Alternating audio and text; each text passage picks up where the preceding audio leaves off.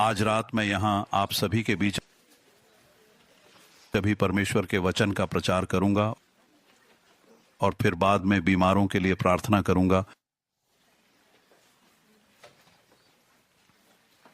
क्योंकि विश्वास है प्रभु आज बहुतों को चंगा करेंगे। आज रात मैं जिस विषय पर प्रचार करना चाहता हूं वह बहुत महत्वपूर्ण है, क्योंकि हम जिन दिनों और घड़ियों में जी रहे हैं, और मुझे ऐसा नहीं लगता कि शायद आप में से कई लोग ये पहचानते हैं कि 2 मार्च भविष्यवाणी के लिहाज से एक बहुत ही मुख्य और महत्वपूर्ण दिन है। ऐसा इसलिए है क्योंकि इस्राएल केवल एक ही साल के भीतर अब अपने तीसरे चुनाव का आयोजन करने जा रहा है, और इस चुनाव पर बहुत कुछ निर्भर है।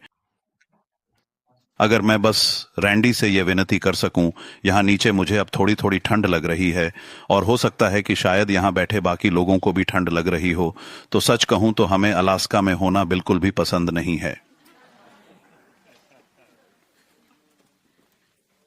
ठीक है, और मैं आपको 2 मार्च के बारे में बस 1 मिनट में कुछ और भी बातें विस्तार से समझाऊंगा, पर मैं मुख्य बातें बताऊंगा। बीबी नेतन्याहू या बेंजामिन नेतन्याहू, बेनी गैंट्ज़ और अन्य लोगों के साथ मिलकर वे केवल कुछ ही महीनों के भीतर अब तीसरी बार फिर से चुनाव के लिए मैदान में उतर रहे हैं। तो अगर बीबी जीतते हैं, और मुझे लगता है वो जीतेंगे, तो इससे भविष्यवाणी में तेजी आएगी। अगर बेनी जीते तो ये धीमी पीडीडीएच जाएगी। अगर वे अपनी सरकार नहीं बना पाए, क्योंकि ये एक संसदीय प्रणाली है, अगर सरकार नहीं बनी तो भारी अराजकता हो सकती है भविष्यवाणी के लिहाज से, और साथ ही दुनिया के उस हिस्से में भी। और जब मैं भविष्यवाणी की बात करता हूं तो मेरा मतलब है कि यह चीजों को अभी की तुलना में कम स्पष्ट कर देगा, और फिर आखिरकार परमेश्वर हमारे लिए वह सब साफ कर देंगे। क्योंकि दुनिया के उस हिस्से की भविष्यवाणी पर अब बहुत सी राय हैं, तो इसलिए मैं आपको इस पर अपनी राय दे सकता हूं, क्योंकि मैं दुनिया के उसी हिस्से से हूं और उस हिस्से को बाकी ज्यादातर लोगों से कहीं बेहतर समझता हूं। और मुझे नहीं पता कि क्या आप लोग सच में, शायद मैंने आप लोगों को यह बात सच में कभी नहीं बताई, पर हमारे कनाडा जाने से पहले मेरे पिता इजराइल सरकार के साथ काम किया करते थे। इजराइल के प्रधानमंत्री उस समय हमारे घर रात के खाने पर आया करते थे। सचमुच मेरी मां मोशे दयान के लिए खाना बनाया करती थी। जानते हैं मोशे दयान कौन थे? कितने लोग जानते हैं? कितने लोग नहीं जानते? वे इजराइल के अब तक के सबसे महान जनरल माने जाते थे।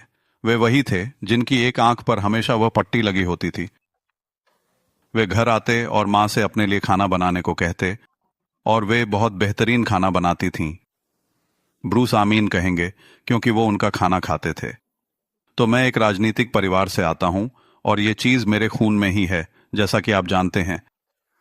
अगर प्रभु ने मुझे पास्टर और सेवक नहीं बनाया होता तो शायद मैं किसी तरह राजनीति में होता, शायद इजरायली राजनीति या कुछ और, पता नहीं। लेकिन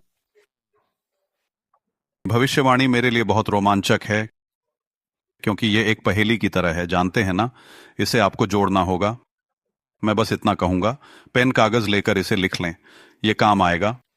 पवित्र शास्त्र में 1400 से अधिक संदर्भ हैं जो प्रभु के दूसरे आगमन को समर्पित हैं।